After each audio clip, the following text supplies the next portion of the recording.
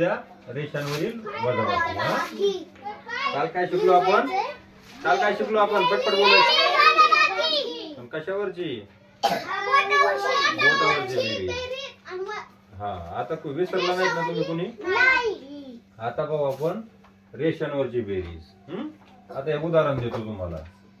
6 अधिक 3 अशी जर बेरीज आली तर काय करायचं? किती आहे?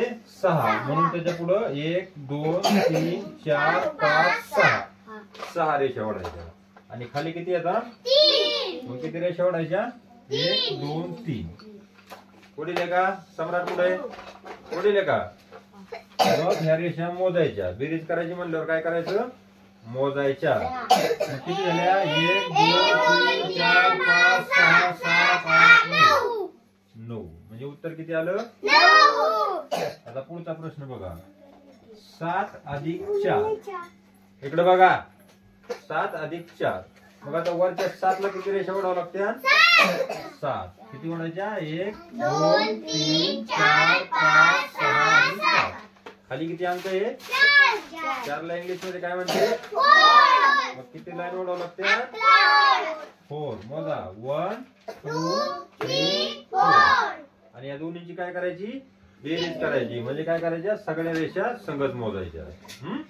बोला आता.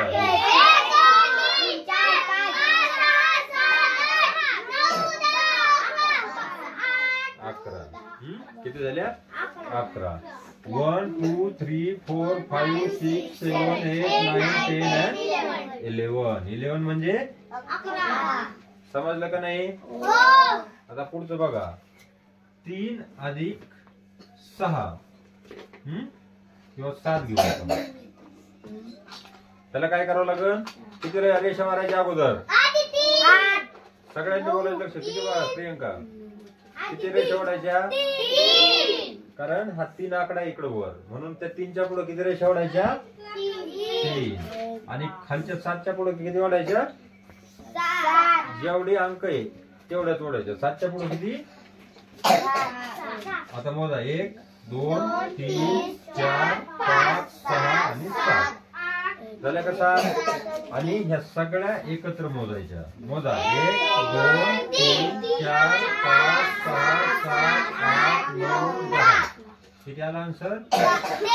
10. 10 म्हणजे 10. आता तिसरं आणखी एक गणित घ्या. 5 अधिक 9. किती रेषा ओढावं लागतं वरच्या याच्यामध्ये? 5. 1 2 3 4 आणि 5. खालचा अंक किती आहे? 9. किती आहे प्रियंका? इकडे बघायचं. किती आहे? किती रेषा ओढायच्या? 9. हे पहा. 1 2 3 4 5 6 7 8 आणि 9. आणि या सगळ्यांची काय करायची? बेरीज. म्हणजे काय करायच्या? सगळ्या रेषा एकत्र मोजायच्या. आता मोजा. 1 2 3 4 5 6 7 8 9 10 11 12 13 14. किती आल्या? 14. उत्तर काय आलं? 14. घ्या असं लिहून. जसं मी लिहिलंय तसंच लिहायचं. मध्ये अंतर सोडायचं. आता ही गणित लिहिलं का? आता इकडे पुढे काहीच नाही लिहायचं. हे रेषा मारायला ठेवायचं. खाली खालीच चालायचं. घ्या पटकन लिहून. हे समजली का तुम्हाला सगळ्यांना बेरीज?